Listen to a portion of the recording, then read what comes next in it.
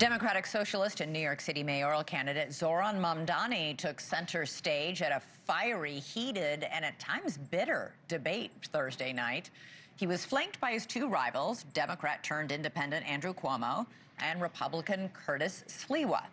Now, many Republicans were no doubt taking notes as Cuomo did land a few significant broadsides exposing what some are saying are Mamdani's critical weaknesses, namely his stances on Hamas and on policing. He thinks the police are racist, wicked, corrupt, and a threat to public safety. Thank you. Those are his words. Very quick. Mr. Mamdani, very quick. Look, Andrew Cuomo is a politician of the past, and all he can speak about are the tweets of the past in 2020. Those are tweets which I have apologized for to New Yorkers and police officers directly.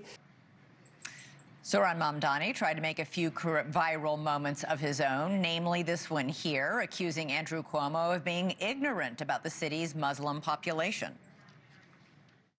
He had more than 10 years, and he couldn't name a single mosque at the last debate we had that he visited. And what Muslims want in this city is what every community wants and deserves. They want equality, and they want respect.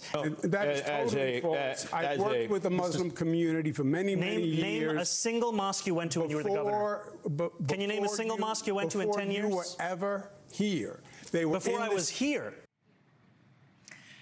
All right, as that debate was happening, a Calshi billboard in Manhattan was broadcasting live trades on who will be the next New York City mayor. The chances of a Mamdani win ticked up today to 89%. It had been 87 before the debate. Joining me now, Jeff Coltin, reporter and co-author of Politico's New York Playbook. Politico helped sponsor the debate last night. And Seth, Barron, author and associate editor of New York Post's editorial board. Gentlemen, great to have you both here. All right, Jeff, I'm going to start with you since you guys were involved in the debate. It was bitter and combative, but the big question is, did it move the needle in any direction? Except on Calshi, no. Apparently, by 2 points. Exactly. And, you know, the problem here is that, yes, Mamdani is ahead by double digits in every single poll. I mean, the latest Fox News poll that came out yesterday has Mamdani leading Cuomo by something like 24 points. Oh. So these debates are won at the margins. They're about flipping voters to your side. I mean, Cuomo needed a really big swing here if he wants to have a chance of defeating Mamdani. And I simply didn't see that. You know, there's about half the city right now that doesn't like Mamdani and that is not willing to support him. But I just didn't see Cuomo doing enough to flip those voters and to bring them onto his side. What do you think, Seth? I would agree. I don't think that this moved the needle very much. Maybe there's a few people here and there who were undecided and made up their mind, but it seems like Mamdani pretty much has this wrapped up. And you and your editorial page have pointed out repeatedly that Mamdani's made several promises that make no sense. Promises like free buses and promises like free, state, grocery stores that will be subsidized by the city, right. Free childcare. There's a lot of free stuff in his platform, which sounds really good. Freezing rents sounds really good. The problem is he can't do most of it, or it would have a terrible effect on the city, you argue? Yeah, I think so. I think freezing the rents on most of the rent-regulated housing stock in the city is between what's at least 50 years old and up to like 130 years old. It's massively expensive to maintain this up to like good standards. And he keeps saying that, no, the landlords are getting record profits. But he's talking, I mean, the people who are profiting very, very well are the, developers of luxury buildings. Right. The owners of rent-regulated tenements and so forth, they're not doing that. But what about raising taxes? He keeps saying, I'm going to raise the taxes on the wealthy. He can't do that. He can't do that. That has to go through Albany, although he does have Governor Hochul and the heads of the Assembly and the Senate on his side now. So he may well get the taxes passed. As far as like the buses go, he keeps saying that the one good reason to make the buses free is because it'll reduce assaults on bus drivers. Well, why not make everything free? And then no one will be mugged because they'll just give it up. Yeah, I don't know. I think I'd like him to work on the subways myself. Jeff, usually when a candidate has a healthy lead, like Mamdani does, they play it safe. It was very striking last night that he aggressively attacked Cuomo, accusing him of lacking integrity, of being clueless about the affordability crisis in New York.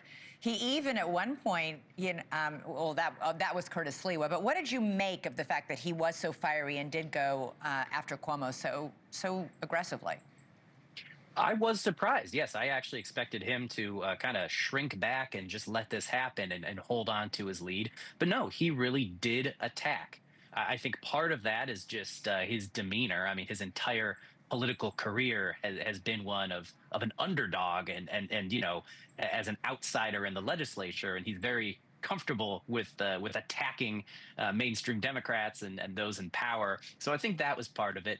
And I do wonder if he's really trying to get that extra few percent to break 50%. There's been a lot of focus in this race on whether Mamdani will actually get a majority of the vote in this race, which is effectively with 3 people between him, Cuomo, and Sliwa, or whether Mamdani would win with just a plurality of the vote. So I think some of this could be in order to have more of a mandate so he can say that I won a majority and try to flip some potential Cuomo voters or undecideds here.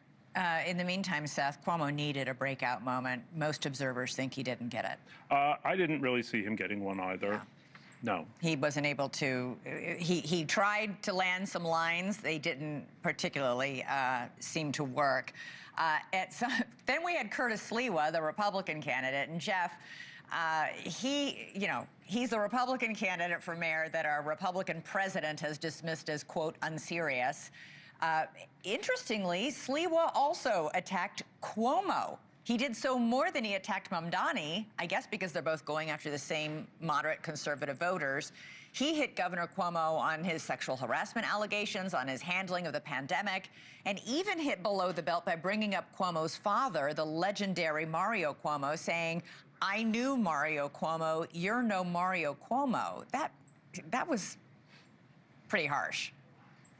It was. I mean, first of all, Sliwa is an entertainer. He has been an AM radio host for something like 40 years. So I guess it shouldn't surprise us that he was entertaining so many people on the debate stage last night. He's a wonderful talker.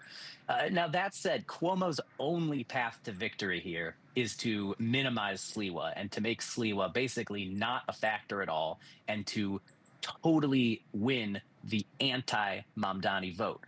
Cuomo was furious last night and again today that Sliwa was attacking him. He was hoping that they could both team up against Mamdani and weaken the frontrunner. So Cuomo even went on the radio today. He went on Sliwa's radio station, WABC, and he slammed him and he made an appeal. And he said, Republicans, you might want to vote for the Republican nominee. You might want to vote for Sliwa, but don't. If you're a vote for Sliwa is a vote for Mamdani, he said. Please vote for me if you want to defeat Mamdani. It was a fascinating appeal, actually. Yeah. Seth, is it going to work? I don't think so. I think there's a lot of Republicans who are going to vote for the Republican and don't like Cuomo. Okay. Well, and hello, Mayor Mamdani. It seems that way. Yeah, all right. Great to have you, Jeff Coltin, Seth Barron. We will watch and see. It's quite a race. Thank you for watching. Subscribe below and download our NewsNation app right now on your phone, and you will get fact-based, unbiased news for all Americans.